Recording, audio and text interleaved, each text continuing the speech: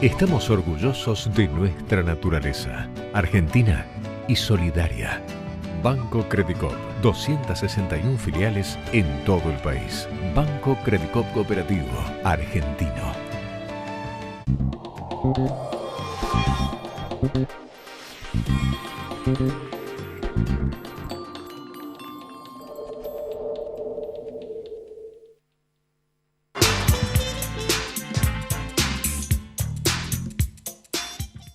¿Qué tal? ¿Cómo les va? Bienvenidos a esta nueva edición de La Cultura del Trabajo. Y bueno, como siempre, la semana que sigue nos sorprende en relación a la anterior. Tenemos novedades en lo que hace esta semana, bueno, una serie de detenciones de distintos funcionarios, exfuncionarios del gobierno anterior.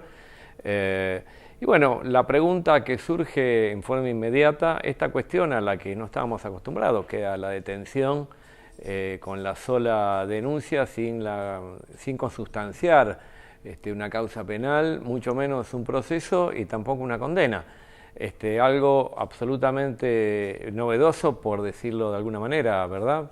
¿Verdad, Claudio? ¿Qué tal? Buenas noches, Claudio. Bienvenidos una vez más a La Cultura del Trabajo. Y esto que planteamos, ¿no? Tenemos presos políticos. Hoy podemos decir que realmente son presos políticos y no solamente estamos hablando de Milagro Sala, quien lleva casi 2 años detenida ilegalmente, sino que sumamos a esta lista al exministro de Vido, sumamos a Amado Boudou y hoy a Luis Delía, que nos enteramos esta semana de su detención y su procesamiento. Finalmente, que no está ejecutado del todo el procesamiento, pero bueno, está rindiendo cuentas a la justicia por una causa de hace 15 años, de aquella toma de la comisaría. La toma de la comisaría, me acuerdo perfectamente, pero digo, para aclararle al público, no, de ninguna manera puede confundirse nuestro planteo con que no haya una investigación, ni haya una condena, ni no se rinda cuentas cuando se tiene que rendir cuentas. Nada más alejado de lo que estamos planteando. Por el contrario, lo que estamos diciendo es que tiene que haber un proceso legítimo, que ese proceso tiene que dar lugar a una defensa por parte del acusado y que finalmente tiene que haber un fallo. No estamos diciendo, me parece, nada nuevo. No, Claudio, efectivamente que se cumpla aquella presunción de inocencia, ¿no? Que todo el mundo es inocente hasta que se demuestre lo contrario. Mientras tanto, Garabano, con la delicadeza que tiene el cargo que ocupa sobre los derechos humanos, dice que es completamente normal y legal que alguien esté legal, no ilegal, legal que alguien esté detenido sin un procesamiento. O sea que la justicia puede detener a cualquier persona. Mientras tanto, uno está viendo una justicia, Claudio, al servicio de un revanchismo político. Tenemos que hablar de un revanchismo político porque están yendo solamente por los funcionarios que ocuparon cargos en el kirchnerismo durante 12 años, solamente estos funcionarios. Estamos hablando de la revancha, la sed de venganza del macrismo, porque si nos ponemos a analizar, ¿recordás el caso, o la causa, mejor dicho, de los magistrados, aquellos jueces implicados en los crímenes de lesa humanidad? Sí, recuerdo, pero yo en realidad, antes de entrar en este tema, o sea, yo quería reafirmar este concepto que vos planteaste recién. Esta cuestión del proceso, del derecho a defensa, ¿no será que nos quieren acostumbrar a una metodología o dar por naturalizar una metodología que de aplicarse estaríamos en una situación donde, si bien el gobierno es un gobierno democrático, está utilizando un método absolutamente dictatorial, ¿verdad? Y naturalizar estas cuestiones me parece que es algo terriblemente peligroso. Sobre todo porque, bueno, se pierde el margen, se pierde algún margen de credibilidad, se pierden reglas de juego, y volvemos a repetir que no se confunda con la necesidad de que si hubiera algún tipo de ilícito hay que juzgarlo y hay que tener un derecho a defensa. Creo que es la única manera en que podemos dar cuenta de una realidad. Lo otro es absolutamente antojadizo y depende de una cuestión ideológica y del poder de turno. creo que de eso no se trata, ¿no? De eso se trata, y precisamente vos marcabas los ilícitos. Hoy conocimos un informe escandaloso, nuevamente el escándalo de las cuentas offshore. Bueno, tenemos que hablar de Luis Caputo, ministro de Finanzas, y Juan José Aranguren, ministro de Energía, vinculados con cuentas offshore. Aranguren hizo un negociado de 150 millones de dólares ganando 13 licitaciones para comprarle combustible, o que mejor dicho, que el Estado le compre gasoil a las empresas que él maneja, a la famosa empresa petrolera Shell. Y Caputo, encargado de las finanzas y encargado del pago a los holdouts, a las fondos buitres, mejor dicho, ¿no? Para decirlo en castellano. Bueno, un escándalo que la justicia tendrá que intervenir y tendrá que investigar. Mientras tanto, tendrían que ser apartados de sus cargos por incompatibilidad y una ética, romper la ética moral que necesitan los funcionarios públicos para estar a cargo de una cartera tan importante como son finanzas y energía, ¿o no, Claudio? Pero yo creo que para saber realmente lo que es gestión y gestión también del Estado, nada mejor que nuestra invitada de hoy. ¿Cómo te va? ¿Qué tal? ¿Qué dicen? ¿Cómo está la compañía del POI? Bien, hemos tenido épocas mejores, pero ahí andamos. Eso está bueno. Pero sí, muy preocupada por todo lo que estaban ustedes comentando, muy preocupada por cómo se están transparentando estas situaciones de tener a una gran parte del sector del empresariado argentino hoy en cabeza del manejo del Estado, de las políticas públicas, de los conflictos inevitables de intereses y de cruces de intereses que se sabía que se iban a dar, de esta doble vara que usa permanentemente el gobierno, como vos bien planteabas, este doble estándar de que toda la persecución es para los que fuimos funcionarios del kirchnerismo y para todas estas situaciones de enorme irregularidad que se están dando, sin ir más lejos, con ese criterio en todas las imputaciones que tienen tanto Caputo como el ministro, como Aranguren y tantos otros funcionarios del gobierno nacional tendrían que tener prisión preventiva. Está vinculado a las cuentas offshore en el caso ahí de procesamientos claros, o sea que evidentemente estamos en una situación que se están naturalizando y a mí me preocupa demasiado rápido cosas que creíamos quizás que, y ya no desde lo que es el manejo judicial, sino de la política pública, de la política económica, de la política del derecho del trabajo, de las cuestiones vinculadas a la seguridad social, derechos, se están tratando de naturalizar la pérdida de derechos, que creo que es lo que tenemos que estar todos muy atentos.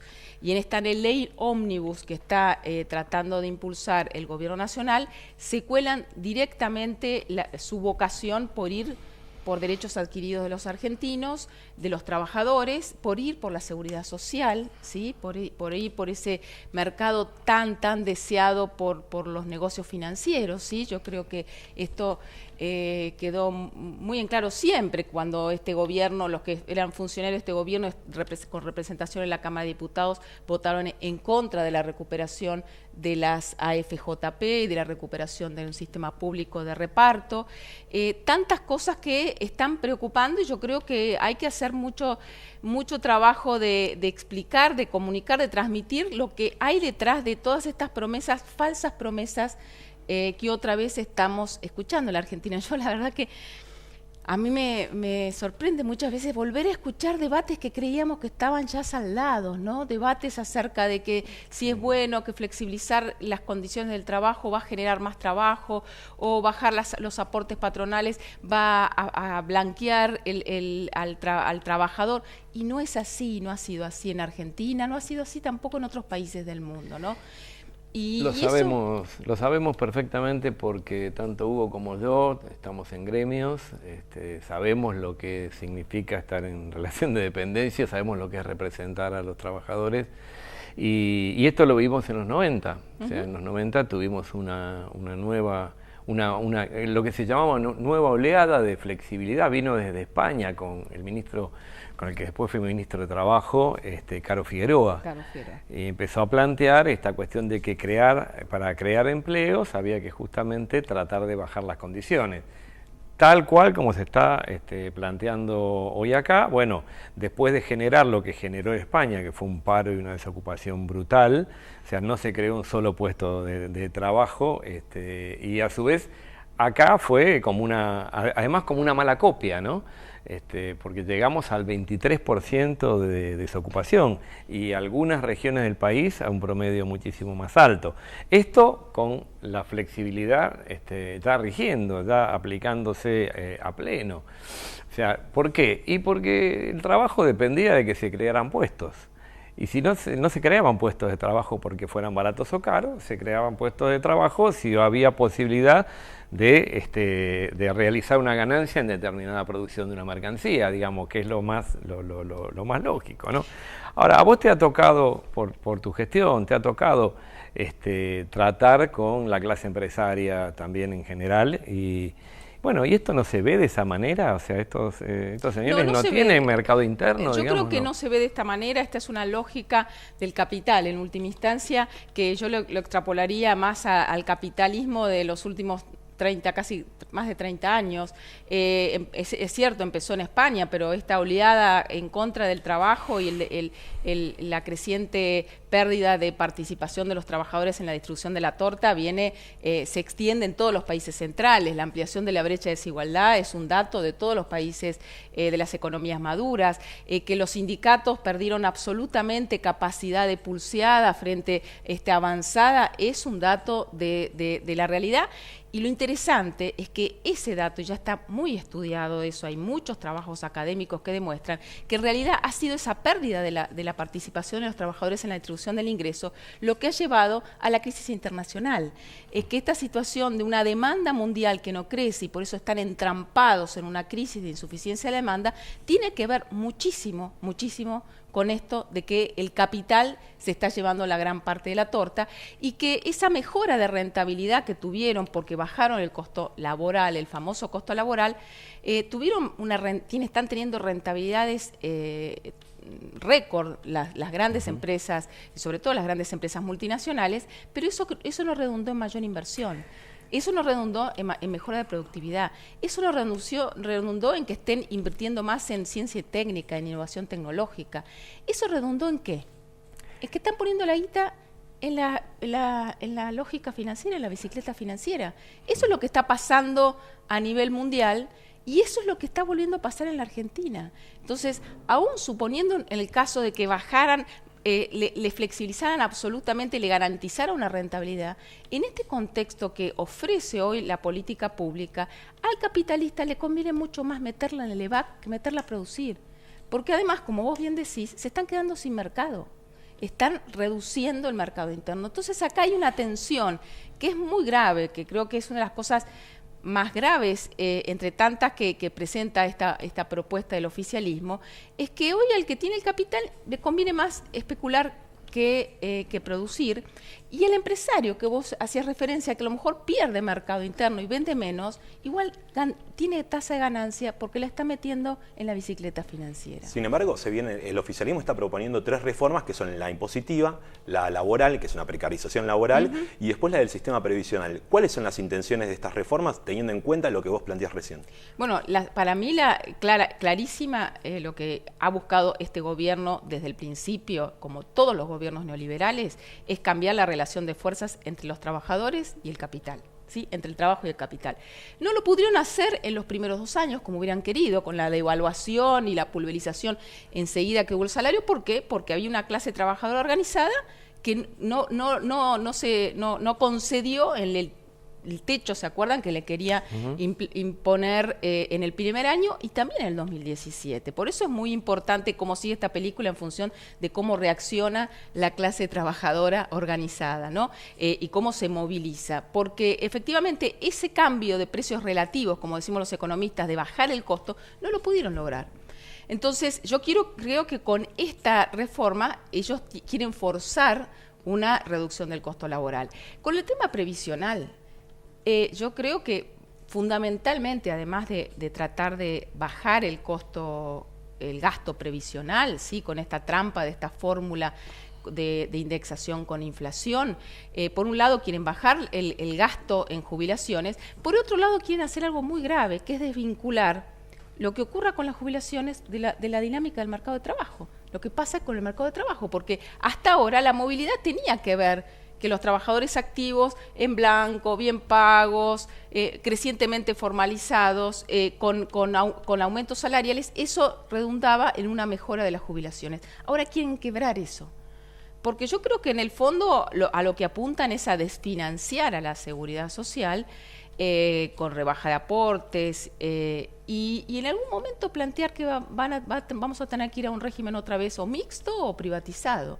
Yo creo que este es uno de los objetivos que tiene. Miren, el año pasado el Fondo Monetario Internacional les hizo un análisis de la política y lo que debía hacer el gobierno. Era una hoja de ruta, y todas estas cosas que están ahora planteando las decían.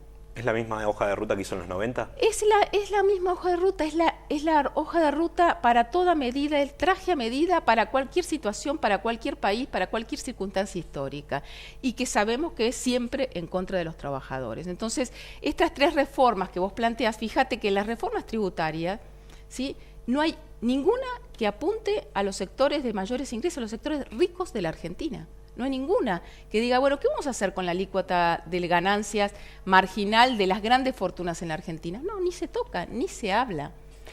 Claro, vos lo que decís, nosotros hacemos un esfuerzo como trabajadores, los jubilados hacen un esfuerzo como jubilados, ¿y cuál es el esfuerzo que hace la parte patronal? ¿No? O sea, no, tenés razón, no figura, no hubo ninguna medida, no hay ninguna medida que diga, al menos en los borradores no hay ninguna medida. Porque ganan y ganan cada vez más.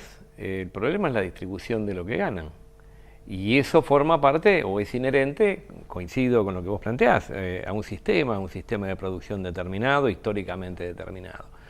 Ahora bien, eso tiene altibajos, o sea, no es lo mismo un modelo de acumulación capitalista que hace centro en el mercado interno y la sustitución de importaciones, como el que veníamos intentando hace unos años atrás, que este modelo, que si bien también es un modelo capitalista, dice acá el mercado interno nada, la sustitución de importaciones nada, y bueno, bicicleta financiera y otra cosa, ¿no? O sea, sería bueno tratar de establecer bien claro los parámetros de un modelo y de otro, y de qué nos conviene y qué no nos conviene a los trabajadores, digo los trabajadores, y no solamente a los trabajadores, también a las clases medias, ¿no?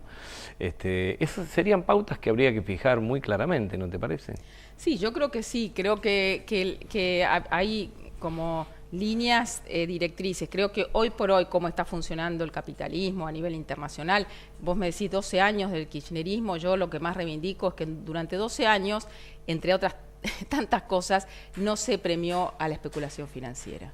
Y eso no fue por casualidad, eso fue porque hubo decisiones de política económica para que el mejor negocio en la Argentina, que el que tenía excedente y capital, fuera a invertir. Por ejemplo, no se dejó, se le puso un encaje al ingreso de capital especulativo.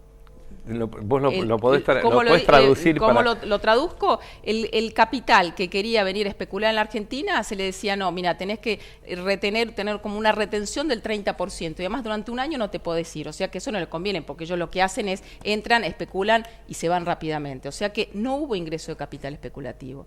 Entre otras cosas, cuando nosotros manejábamos las tasas de las LEVAC, por ejemplo, lo hacíamos en función de la rentabilidad empresaria. A mí cada 2 por 3 venían los bancos y me decían, a ver, ¿por qué no aumentás la tasa de LEVAC? Porque hay inflación y qué sé yo. Y la tasa de la LEVAC era una forma de que los bancos colocaran y movilizaran plata y ganaran interés en vez de prestarla. O sea que el Banco Central, con este interés del más del 27%, está generando un estímulo enorme que al empresario, y ahí yo ya no juzgo si es bueno o es malo. Para el que tengo un excedente de liquidez, ¿qué hago? Tomo otro trabajador, compro una máquina, compro insumos. ¿Te conviene ponerlo? No, 27%, además con un tipo de cambio que está planchado, o sea, es una ganancia que no existe en otro país del mundo. ¿Y al gobierno en qué le favorece la bicicleta financiera? El gobierno lo que está haciendo es sostener este proceso de fuga, porque estos dólares que están entrando para para hacer bicicleta en la Argentina son los que por el otro lado del mostrador se están yendo también de fuga, que eso es lo realmente preocupante. Argentina nuevamente se está endeudando, como ya nos pasó en otras etapas no tan lejanos. ¿Nos estamos endeudando para qué? Esa es la pregunta que uno debería. A ver, ¿es bueno o es malo endeudarse? Y depende para qué. ¿Nosotros para qué nos estamos endeudando en estos millones y millones de dólares en estos últimos 2 años? Básicamente para viabilizar la fuga de capitales, que está siendo mucho más alta. O sea, la dolarización de los argentinos, van y compran dólares para sacarlos de la Argentina, es muchísimo más alta que la que tuvo en los peores momentos Cristina. Nosotros, por ejemplo, recuperamos la seguridad social. La AFJP era un negocio financiero, un enorme negocio financiero para los bancos y las empresas que manejaban esos fondos, que son fondos de los trabajadores. Entonces, me parece que había toda una lógica y premiaba además el mercado interno. Había hecho una apuesta enorme porque el mercado interno y por lo tanto el trabajo y el salario fueran la base de sustentación del crecimiento económico en la Argentina. Macri llegó y dijo, no, a ver, llego yo, desregulo todo, liberalizo todo y vamos hacia el mundo. Y el mundo está para atrás. El mundo está protegiendo. El mundo crece muchísimo menos de lo que crecía antes de la crisis. ¿Por qué decís que el mundo...? A ver, porque esto es interesante que se sepa, porque parece que lo moderno, lo normal en el mundo es abrir las fronteras de todo tipo y desproteger aquellos productos de industria nacional o que uno quiere desarrollar. Pero el mundo no es así. El mundo no es así, acaba de salir. Pero nos quieren hacer creer que no, sí. Pero que lo que pasa es que eso es lo que nosotros no podemos naturalizar, porque parece muy moderno decir, vamos al mundo, vamos a ser normales, por fin, después de tantos años de estar cerrados. No, a ver, el mundo es un lío. El mundo está crecientemente protegiendo a sus propias industrias. El mundo no está comprando, está tratando de vender. O sea que abrir la economía, como está haciendo el macrismo, es un problema. El mismo Fondo Monetario Internacional acaba de sacar en su último reporte diciendo esto, el mundo está creciendo un poquito más, pero ojo, que es todo muy incierto, todo muy volátil. Esto acá puede aparecer una crisis en cualquier momento. Estados Unidos y Europa muy proteccionista. El comercio mundial no está creciendo. Entonces, frente a eso, ¿qué sería lo razonable? Lo razonable sería proteger el mercado interno, no abrirlo como está haciendo el gobierno. Entonces sí sería ir al mundo, protegerse. Eso sería cerrarse el mundo. ¿Qué dijo el macrismo? El macrismo dijo, abro todo, desregulo todo, van a llover dólares. Los únicos dólares que están lloviendo en la Argentina son los especulativos. La inversión de riesgo, que es la que viene a invertir en fierros, en fábricas, esa no está entrando menos de lo que fue el promedio de los últimos años del kirchnerismo. Básicamente lo que están entrando son dólares de especulación. Por eso yo pongo tanto énfasis en esto de que no hay que dejarlo fuera del análisis, porque creo que es lo que predomina hoy en este gobierno. Es el premio a la especulación financiera y no el premio a la inversión. Y por lo tanto, en una economía que funciona con un premio, una sociedad que funciona con esa regla de juego, nunca le puede ir bien al trabajador, al trabajo, ¿no? Sí, hoy Mauricio Macri, desde Estados Unidos, donde fue premiado por abrirse precisamente a lo que vos decís, al mundo, dijo que la reforma laboral es un hecho y que los sindicatos que se opongan van a ser castigados. Fue una especie de amenaza. Y otras cosas de las que nombró fue el déficit fiscal, que es una especie de obsesión que tiene el presidente, pero no tiene la misma obsesión como para solucionarla. ¿Cómo se soluciona el déficit fiscal hoy en la Argentina? Bueno, primero, la solución de fondo es crecer, que una economía que crezca. No se resuelve el déficit fiscal con un endeudamiento masivo que se está comiendo cada vez más los recursos públicos. O sea, que cada vez más los impuestos que se están pagando todos los argentinos no van a la inversión pública, no van a la salud pública, sino que van a pagar la deuda externa que está tomando el gobierno. Por lo tanto, así no tenemos posibilidad de despegue ninguno, digamos, ¿no? O sea, así no hay posibilidad de crecimiento. Si los negocios son puramente especulativos, entonces, bueno, esos no son puestos de trabajo, eso es deuda que hay que pagar en algún momento, y tanto para el productor nacional, entre comillas, como para aquellos que vienen y son capitales golondrina. Entonces, bueno, si por este lado no hay salida, en algún momento la ecuación no va a cerrar, ¿verdad? Yo creo que no cierra nunca, el neoliberalismo cierra para los países en general, pero para los subdesarrollados en particular, no cierra el neoliberalismo para los sectores populares y las grandes mayorías populares. Lo que se necesita es un Estado que controle, que regule, que oriente el proceso de acumulación y distribución de la riqueza, y es lo contrario de lo que quiere el macrismo, que según lo ha dicho en sus términos futboleros, lo único que tiene que hacer el Estado es marcar las líneas de la cancha y que entren los jugadores y se maten. Bueno, sin lugar a dudas, todos los países desarrollados del mundo lo han hecho y se han construido alrededor de un Estado fuerte, un Estado presente y un Estado que justamente cuida el desarrollo del capital industrial, del capital productivo en general y no de la especulación.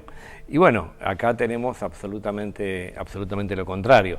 Está bueno tener compañeros que han estado en la gestión y que nos puedan ilustrar a nosotros y sobre todo al público con mucha claridad sobre Les doy esto. un detalle, me preguntabas recién el Banco Central acaba de desmantelar una de las políticas que hemos hecho de orientar el crédito para las pymes a una tasa fija competitiva.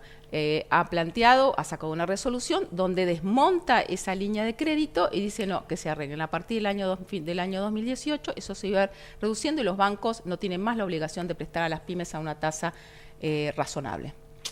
Eso es lo que estamos viviendo hoy en la Argentina. Eso no es privilegiar a la producción, no es privilegiar al trabajo, por más que lo declamen, sino fundamentalmente al negocio financiero.